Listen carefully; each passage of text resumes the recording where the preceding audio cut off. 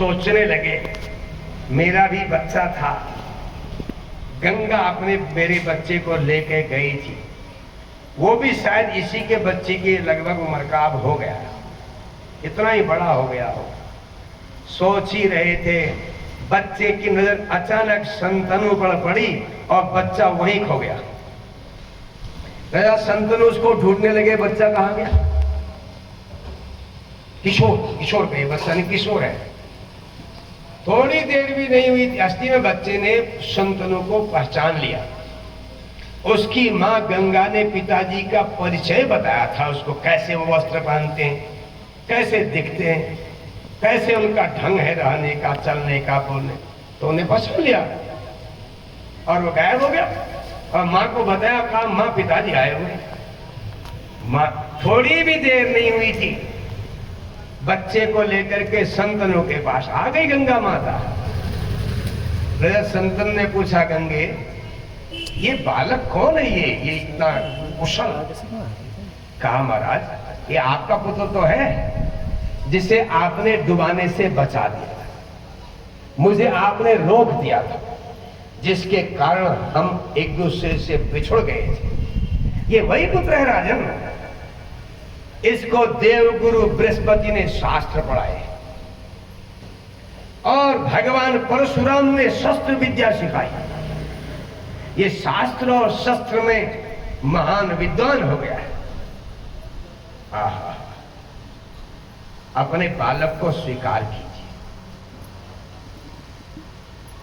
इसका नाम देवव्रत है, मैंने इसका नाम देवव्रत रखा। कितना बढ़िया नाम रखा है, देवव्रत। जाओ बेटा, अब आज से तुमको जो भी बात पूछनी हो अपने पिताजी से पूछना और इनकी आज्ञा का पालन करना, यही तुम्हारे सब कुछ है। अगर तुम्हें बहुत जरूरत हो जाए तो मेरे पास आ सकते हो, अन्यथा अपने काम अपने आप करना। तुमको इतने लायक बना दिया है। अब देखिए कर्मों का दंड। बचपन में पिता नहीं मिले, अब जैसे जवानी आएगी तो मां अलग हो गई। एक गाय को चोरने का दंड। देवव्रत राजमहल में आ गए। राजा को बड़ी प्रसन्नता हुई और उन्होंने अपने राज्य का परिचय करवाया अपने बेटे को। वो बड़ा वीर था। जैसे ही राजमहल में आया, उसने कितने राजाओं को जीत करके उनका राज्य अपने राज्य में मिला लिया। एक समय की बात है, राजा संतनु यमुना जी के तट में घूम रहे थे धनुष बाण लेकर। राजा के नाक में एक बड़ी सुगंध आई। नाक इतनी बढ़िया सुगंध है तो कमल की सुगंध नहीं है, ये बेला की, चंपक की, चमेली की सुगंध नहीं है, ये सामान्य फूल की सुगंध तो हो नहीं सकती जो मेरे नासिका को अपनी ओर खींच रही है। ये सुगंध है किस चीज की? राजा संतनु जहां को ज्यादा सुगंध आ रही थी वहीं को जाने लगे। जाते जाते उन्होंने देखा कि यमुना जी में जहां पानी का वेग कम था वहां पर एक युवती बैठी थी नाव में। काली थी देखने में, वस्त्र थोड़े मैले थे। अपने हिसाब से उसने श्रृंगार भी किया था। पहले आपने ख्याल किया होगा कन्याएं बचपन से ही श्रृंगार कर लेती थी, गले में माला पहन लेंगी, चूड़ी पहन लेंगी। अब तो वो लोग भी चूड़ी माला नहीं पहनते जिनकी शादी होती है ना। समय बदल गया, इसमें किसका क्या दोष? एक महिला ने कहा, पंडित जी हमारी तो मैंने कहा देवी तेरा मंगलसूत्र कहाँ है, शादी हो गई तो? उसने कहा वो हम अब जो हमारा जो डबल बेड है ना उसके पांव में बांध रखा है। ठीक है, क्यों? तेरी शादी डबल बेड से हुई है? बोले वो असुविधा लगती है, वही हम सोते हैं तो अपना वही बात किया। ये जो हमारे यहाँ श्रृंगार है इसके बहुत सारे अर्थ हैं। रोज टीका लगाने से बड़ा फायदा होता है। बिंदियां तो बाद में आई है, पहले इंगूर कहती थी देवियां उसको, थोड़ा सा तेल लगा करके उसको बिंदी बनाती थी यहाँ पर। ये जो आजकल फैशनेबल छोटे बड़े तो बात में आई,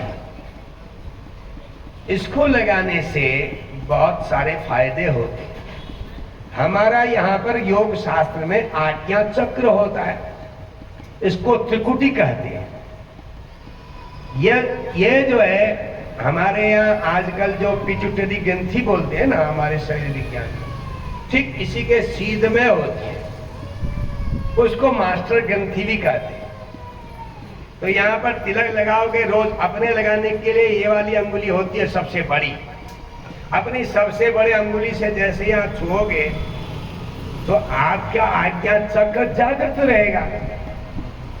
ये तीसरी आंख होती है, इसी को ज्ञान चक्षु कहते हैं, इसलिए यहाँ पर तिलक लगाया जाता है। दूसरा, पूजा करनी होती है अपनी, क्योंकि हमारे शरीर में बहुत सारे देवता रहते हैं। खोपड़े के ऊपर तो बहुत ही रहते हैं, अंदर सारा सबसे बड़ा देवता यहीं तो रहता है। इसको ब्राह्मण कहा जाता है, गर्दन से ऊपर के हिस्से को, क्योंकि इसमें सारा ज्ञान होता है। ब्राह्मण की पूजा क्यों करते हैं? क्योंकि ब्राह्मण के अंदर स्वभाव से ज्ञान होता है।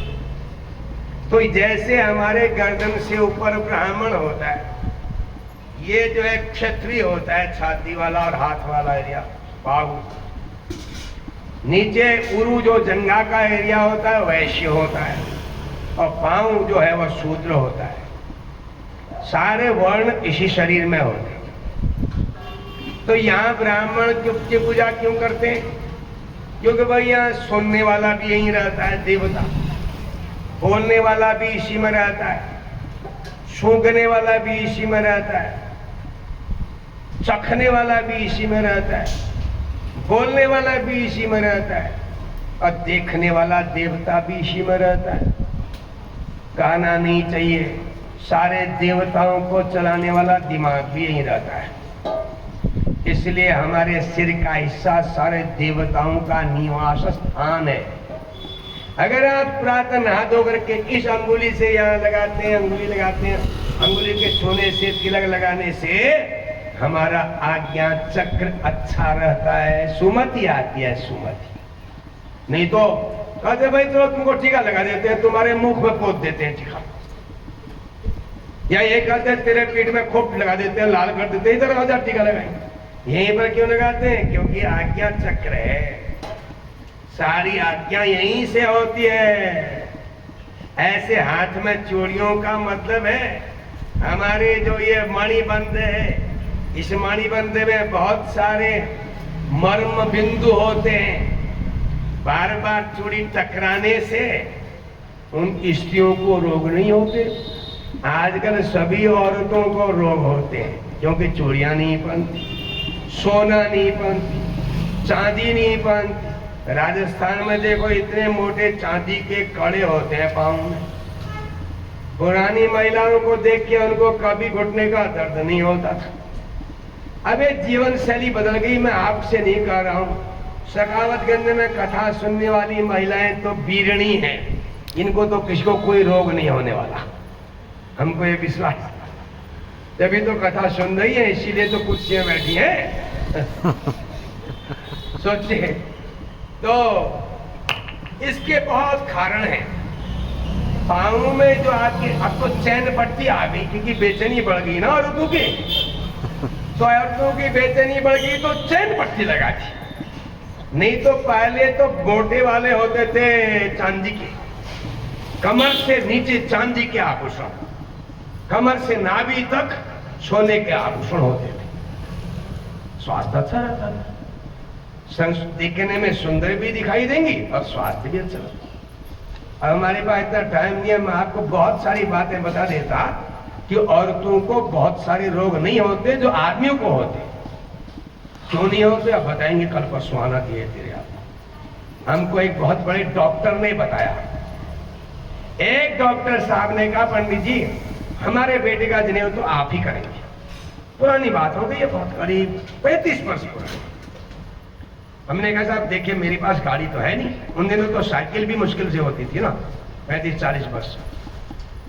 तो हमें तो गाड़ी की जरूरत पड़ेगी, मेरे पास तो बहुत सारे काम यहाँ लोगों से मिलना जुलना। उन्होंने कहा मैं आपको अपनी गाड़ी आपको सौंप देता हूँ। वो सीएमओ थे यहाँ, नाम नहीं बताऊंगा, नाम बताऊंगा तो आप समझ जाएंगे। तो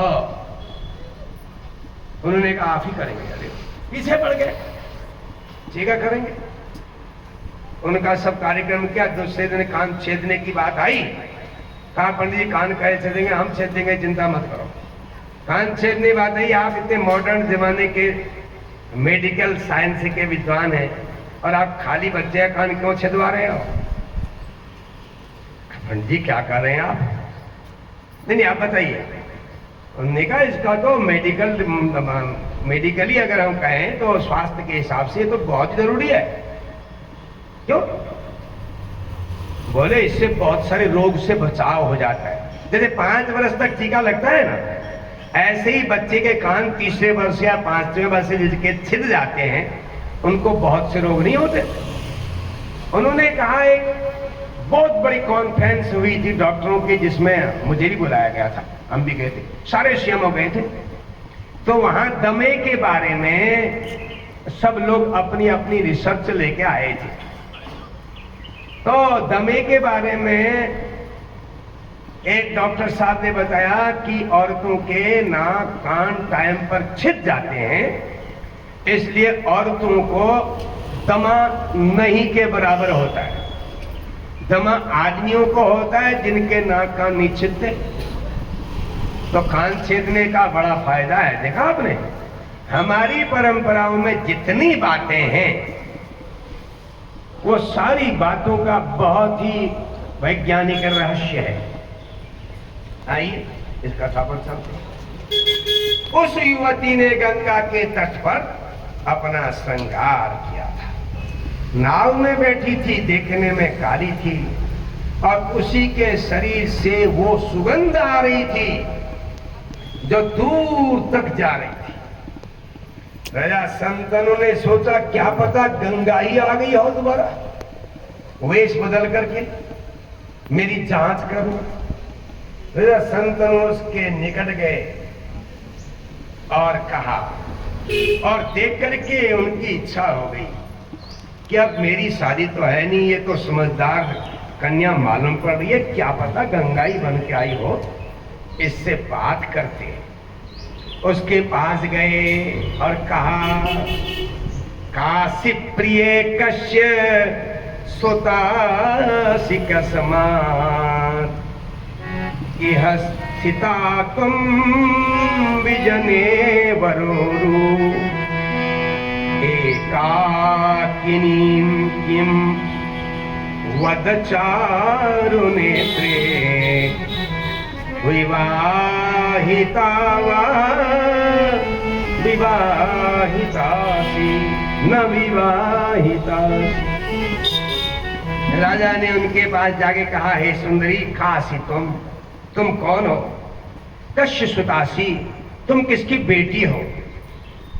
इस जंगल में अकेले नाव में क्यों बैठी हो यमुना जी के बीच? हे सुंदर नेत्रों वाली देवी, तुम्हारी शादी हुई है कि नहीं हुई है? बद एकाकिनी क्यों, तू यहाँ अकेली क्यों बैठी है? अब राजा को समझ में नहीं आया इसकी शादी हुई या नहीं हुई, क्योंकि वो उसने अपने मालाएं भी पहन रखी थी और बच्चे पहनते थे पहले, और वो अपने निषाद की बेटी थी। अपनी परंपरा के हिसाब से उसने जितना जानती थी श्रृंगार किया था। उसके उतर आने से पहले राजा ने कहा, तुम्हें देख करके मेरे मन में एक इच्छा होती है,